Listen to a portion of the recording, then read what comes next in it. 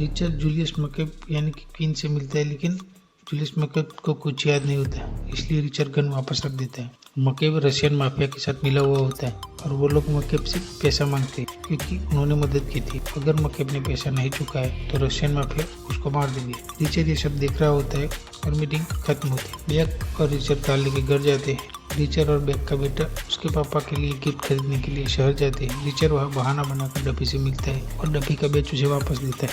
Duffy बताती है कि टेरेसा के लिए मकेब ने एक ड्रेस खरीदी थी, उसका पता लगाया है जिसमें एक फोन नंबर मिलता है। और अचानक से डफी रिचर्ड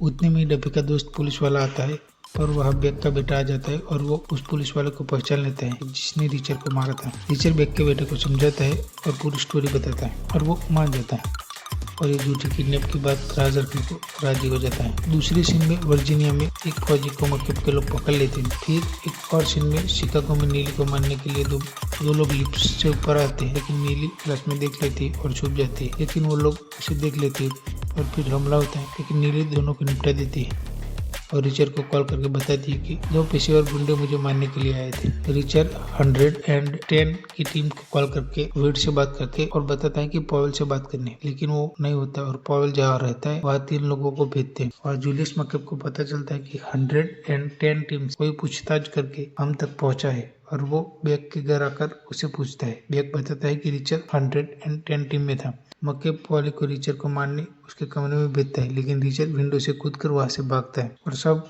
कार के टायर पंचर कर देता है और एक कार लेके भागता है, लेकिन 3 गुंडे लोग रिचर्ड का पीछा करते हैं और रात को जंगल में गोलीबारी होती है। रिचर्ड डफी को कॉल करके बताता है कि बेक को मेरे बारे में पता चल गया है और मुझे आकर ले जाओ। रिचर्ड उन 3 लोगों को मार देता है और वो वहां से शहर जाता है। वह मकेब बेक के बेटे को पॉली को कहता है कि लेकर आओ। मकेब बेक के बेटे को लाता है और उन्हें बंदूक देता है और खुद को गोली मारने को कहता है और वो 3 बार गोली मारता है, लेकिन बंदूक में एक ही गोली होती है। तभी बेक कहता है कि मकेब तुझे जो चाहिए वो दूंगा, लेकिन उसको छोड़ दे। मकेब मान जाता है।